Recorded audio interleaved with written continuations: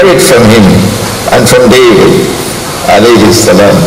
Then the angel appeared and spoke to him and said to him, Allah has answered your prayer. You're going to have a baby boy. How can I have a baby boy? My wife is an old woman, I'm an old man, my beard is white. And the angel said, it is a thing decreed. It is a thing decreed by Allah.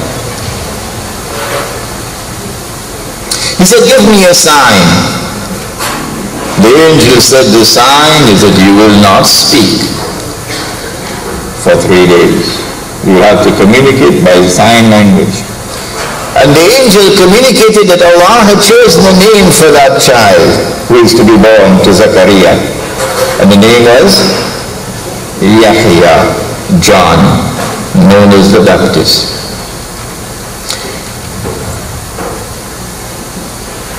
When Mary had reached that age of puberty, where she now has the monthly cycle, now you can't remain in the temple anymore. Every Muslim woman knows that when you have the monthly cycle, you don't go to the masjid.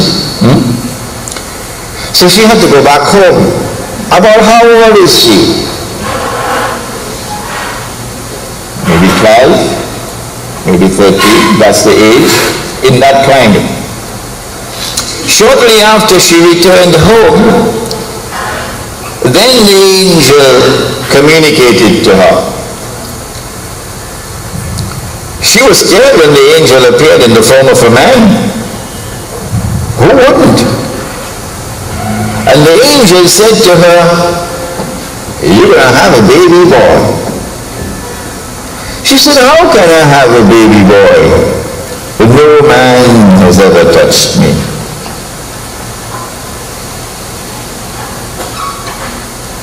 I wonder how many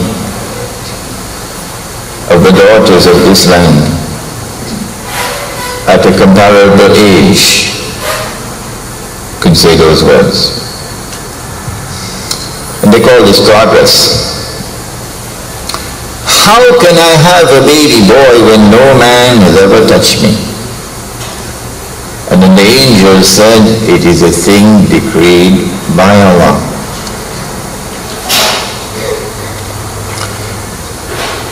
And so she became pregnant. The Immaculate Conception, I think it's called. She is still a virgin. She becomes pregnant.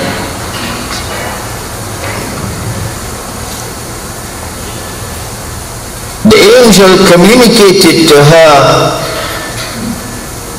that this baby is a word from Allah, and that the baby would be the Messiah. Now every Jew, every Israelite knew about Messiah. Not only did they know about Messiah, but there was fever in the air on the subject. After the Israelites had been expelled from the Holy Land and taken to Babylon, this is the last lecture, the state of Israel had been destroyed. The masjid built by Solomon alayhi salam was destroyed, and the Israelites are in slavery in Babylon, weeping by the rivers of Babylon. Allah continued to send prophets to them there, amongst them Isaiah, Daniel. And these prophets communicated a divine promise that he was going to send a prophet to Banu Israel who would be their prophet and who would be known as Al-Masih, the Messiah, and who when he comes would rule the world. Prophet Muhammad alayhi salatu wasalam has confirmed that in the Sahih Bukhari, that the Messiah would rule where? Shantita, rule the world. And his rule will be based on justice. But the divine promise communicated to Banu Israel was that he would rule the world from the throne of David alayhi salam. The throne of David is the Islamic state of Israel, because there's only one religion. The throne of David is Jerusalem, his capital. Not only would he rule the world from Jerusalem, but his rule would be eternal in the sense that there's nothing to replace it. Hence, this would be the end of history, not Francis Fukuyama's end of history.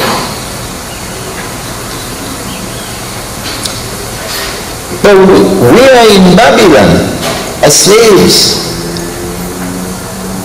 And when this message came, the believers were delighted. Here is a divine promise that the truth will triumph in the world one more time. Here is a divine promise that the golden age will come back one more time, when the state of Israel was a ruling state in the world, and the religion of Abraham alayhi salam ruled the world. But there were certain logical implications which flowed from this divine promise.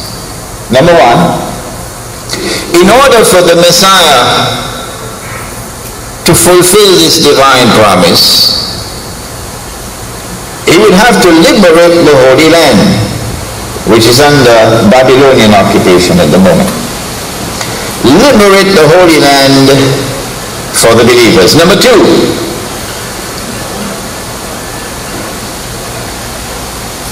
he would have to cause the believers to return to the Holy Land, to reclaim it as their own. Number three, he would have to restore the state of Israel. And number four, he would have to cause that state of Israel to become once again the ruling state in the world. Then he can rule the world from the throne of David alayhi salam.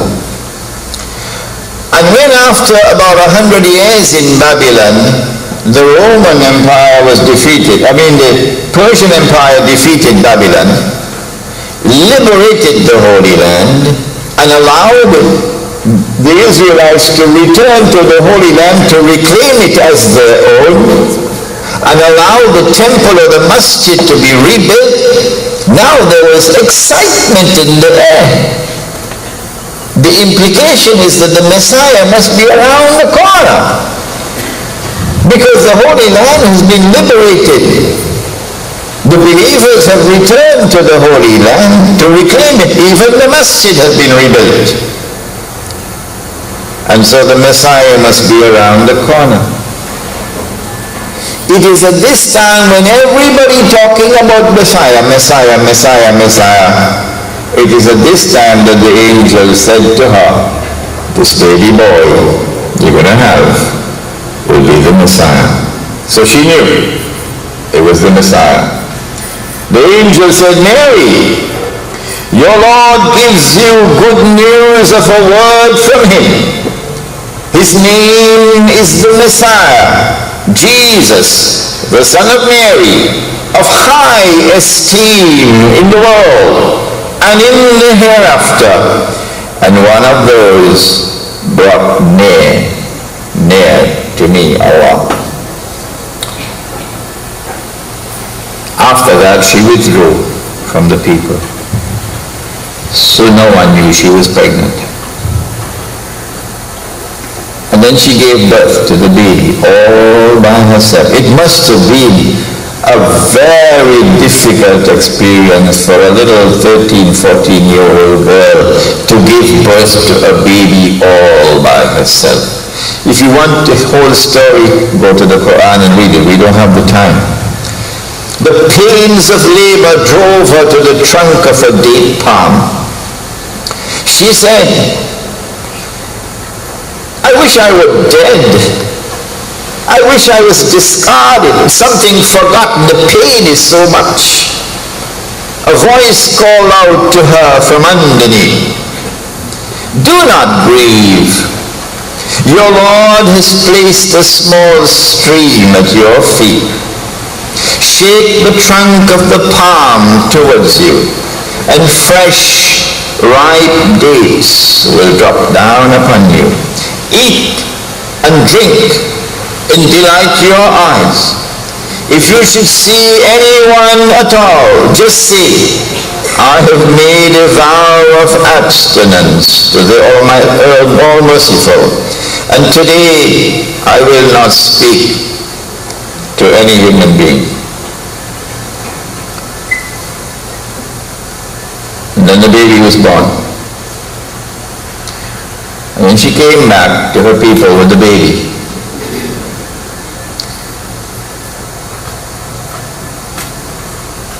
when she brought the baby, carrying him, they said, here we are, this is the Quran, "Mary, you have done an unthinkable thing. Sister of Aaron," meaning the family of Aaron, "your father was not an evil man, nor was your mother an unchaste woman. How could you do a thing like this?" But they didn't think. If a girl whose entire life is one of piety, of chastity, of innocence, of knowledge, of virtue, were to become pregnant in a sinful way, and no one knew about the pregnancy, and then to give birth, and no one knew about the birth, then what would be the natural thing for her to do? To conceal the evil she had done. And so she probably put the baby in a basket and go at somebody's front door and put the baby in front of the door, knock on the door, and run behind the nearest mango tree. In New York, of course, they throw it in the garbage bin. And then you come back to your people, and no one would know. No one would know what happened. This is the natural conduct that one would expect if it was sinful on her part. But she didn't do that. She brought the baby back. How do you know? Don't you think? She didn't bring the baby back in the night time. She brought the baby back in the daytime. She didn't come through the back door. She came through the front door. She didn't have the baby hiding behind her back. She had the baby in front of her. This is not natural conduct. There is something more in this than meets the eye. But one-eyed people, they always formulate judgment based on the world of appearances. In this instance, appearance and reality were completely opposite to each other. Brothers and sisters, welcome to our subject. Welcome to our subject. If you want to understand the Son of Mary, you have to recognize that in this man, appearance and reality are different from each other. The appearance was that she had committed sin, and they blamed her. The reality was that she was still innocent and sinless. She was a virgin. It was Allah's way of testing them, and they failed the test. And so Allah says in the Quran, وَبِكُفْرِهِمْ, it was an act of blasphemy on their part. وَبِكُفْرِهِمْ وَقَوْلِهِمْ عَلَى مَرْيَمَ بُهْتَانًا عَظِيمًا, it was an act of blasphemy on their part to hurl this monstrous slander on the fair name